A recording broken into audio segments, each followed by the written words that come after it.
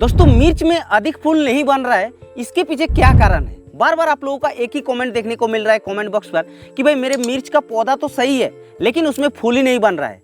और फूल नहीं बनेगा तो ऑटोमेटिकली उसमें फल भी ज़्यादा नहीं बनेगा, और फल ज़्यादा नहीं बनेगा तो जिससे पैदावार आप लोगों का बिल्कुल कम देखने को मिलेगा।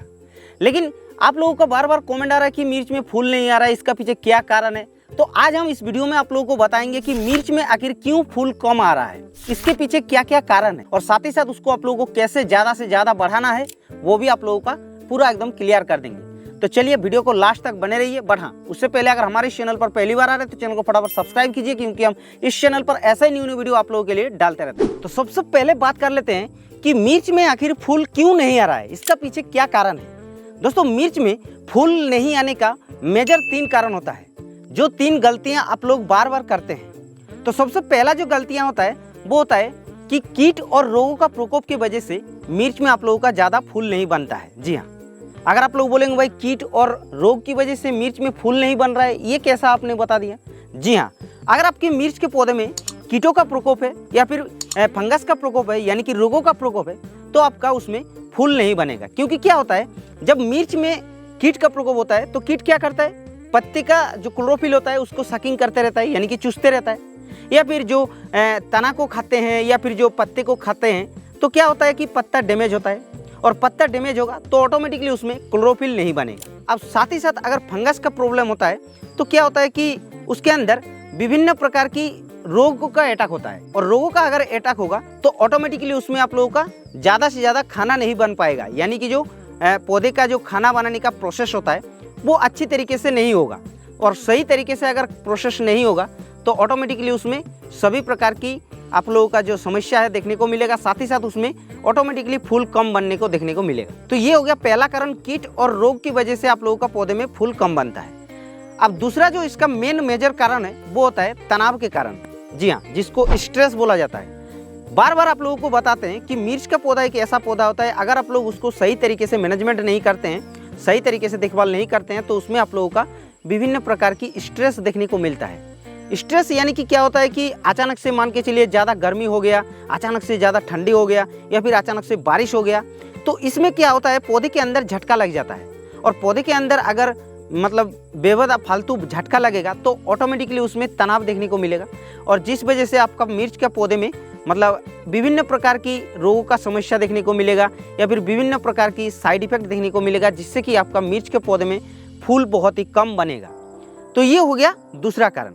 अब जो तीसरा कारण होता है वो एक बहुत ही मेजर कारण होता है, और ये ज़्यादातर किसानों का प्रॉब्लम होता है, वो होता है न्यूट्रिशन डेफिशिएंसी। अगर आपका मिर्च के पौधे में कोई भी प्रकार की न्यूट्रिशन की कमी रहेगा तो आपका तो पहले ही पता चल जाएगा कि ये हमारे मिर्च के पौधे में न्यूट्रिशन की कमी है। लेकिन जो फूल और फल स्टेज में सबसे ज़्यादा न्यूट्रिशन की ज़रूरत पड़ता है वो होता है फॉस्फेट और पोटास, और ज़्यादातर किसान भाई आजकल हम देख रहे हैं कि फॉस्फेट और पोटास को बिल्कुल ही नहीं डालते हैं। इस तरीके से 3 मेजर कारण होता है जो कि पौधे में आप लोगों का फूल नहीं बनता है। अब समस्या ये आती है कि हम लोग इसको समाधान कैसे करेंगे। तो समाधान आप लोगों का करने का हम अभी आप लोगों को बता दे रहे हैं। सबसे पहले तो आपका पौधे में कीट और रोग से बचाना है, उसके लिए आप लोगों को इंसेक्टिसाइड और फंगिसाइड को प्रिवेंटिव तरीके से इस्तेमाल करना है। क्या क्या रोग आता है मिर्च के पौधे में, क्या क्या कीट आता है मिर्च के पौधे में, इसके बारे में हमने ऑलरेडी बहुत सारे वीडियो चैनल पर बना कर रख दिए हैं, जाके आप लोग देख सकते हैं। हम डिस्क्रिप्शन में लिंक डाल रखेंगे, आप लोग जाके देख लीजिएगा। उसके साथ साथ जो सेकेंड मेजर पॉइंट होता है कि तनाव। अब तनाव के लिए आप लोगों को कुछ स्पेशली टॉनिक होता है, जैसे कि मेकारिना होता है, क्वांटिस होता है, या फिर और भी बहुत सारे अच्छा टॉनिक होता है जो कि स्पेशली आप लोगों का तनाव के खिलाफ लड़ने के लिए काम करता है। इस टॉनिक को आप लोगों को इस्तेमाल करना है। तो इस टॉनिक को आप लोगों को कब इस्तेमाल करना है, जब आपका लग रहा है कि इस समय हमारा मिर्च का पौधा तनाव में आएगा, उस समय पर आप लोगों को इस्तेमाल करना है। मान के चलिए अचानक से बारिश ज़्यादा हो गया, 2-3 दिन लगातार बारिश हो गया, तो ऑटोमेटिकली उसमें तनाव तो आएगा। लेकिन आप लोगों का क्या करना है कि बारिश जैसे ही खत्म हो जाएगा तो तुरंत आप लोगों को उस टॉनिक को इस्तेमाल करना है। इस तरीके से आप लोगों को तनाव से आप लोगों को बचना है। अब जो तीसरा हमने मेजर कारण बताया nutrition deficiency, nutrition basal dose के समय आप लोगों को पहले चेक करना है कि आपकी मिट्टी के अंदर कौन सी न्यूट्रिशन की डिफिशियंसी है, यानी कि कौन सी पोषक तत्व को डिफिशियंसी है। तो उस हिसाब से आप लोगों को पोषक तत्व को भरपूर करना है। और बाद में जब फुल स्टेज आएगा, यानी कि फ्लावरिंग स्टेज आएगा, उस समय चाहे तो आप लोग अलग से भी जो पोटास और फॉस्फेट का कॉम्बिनेशन होता है उसको इस्तेमाल करना है। अगर आप लोग बोलेंगे भाई वो कैसे इस्तेमाल करेंगे, तो उसके लिए वाटर सोल्यूबल फर्टिलाइजर मार्केट में उपलब्ध होता है। जैसे कि एक कॉम्बिनेशन आता है 05234 नाम का। उसमें क्या होता है कि 0% नाइट्रोजन मिलता है और जो 52% होता है वो फॉस्फेट मिलता है और जो 34% होता है वो आप लोगों का पोटास मिलता है, इसलिए 05234 बोला जाता है। और उसको आप लोगों को 75 ग्राम प्रति 15 लीटर पानी में मिला करके इस्तेमाल करना है, लेकिन 3 बार आप लोगों को इस्तेमाल करना है 4 से 5 दिन अंतराल पर, तब जाके इसका रिजल्ट 100% देखने को मिलेगा। जो फॉस्फेट और पोटास का कमी होगा वो भरपूर कर देगा।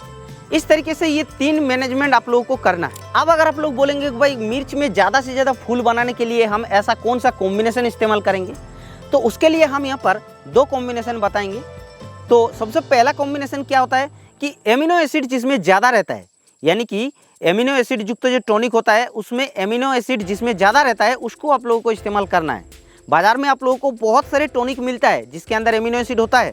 तो अगर आप लोग बोलेंगे कि कौन कौन सा ऐसा टॉनिक मार्केट में उपलब्ध है कि ज़्यादा से ज़्यादा एमिनो एसिड होता है, तो यहाँ पर आप लोगों को बता देते हैं सबसे जो ज़्यादा एमिनो एसिड परसेंटेज में रहता है वो होता है इसाबियन सिंजेंटा कंपनी का, उसको आप लोगों को इस्तेमाल करना है। सेकंड आप लोगों को फेंटक प्लस जो आता है कोरोमंडल कंपनी का, उसको भी आप लोगों को इस्तेमाल कर सकते हैं। चाहे तो आप लोगों को जो ईसा एग्रो कंपनी का जीवा एग्रो नाम पे एक प्रोडक्ट आता है जो कि बहुत ही अच्छा एक काम करता है टॉनिक के रूप में, उसको इस्तेमाल कर सकते हैं।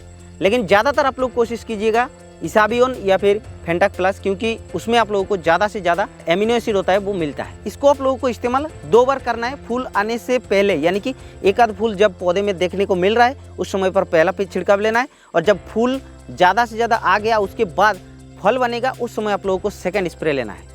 तब जाके आपका फूल भी सही बनेगा और फूल से जो फल बनेगा वो भी प्रॉपर बनेगा और फल का क्वालिटी भी बहुत ही अच्छा देखने को मिलेगा। ये हो गया पहला कॉम्बिनेशन। अब जो दूसरी कॉम्बिनेशन के बारे में बात करेंगे वो होता है NAA हार्मोन का इस्तेमाल करना।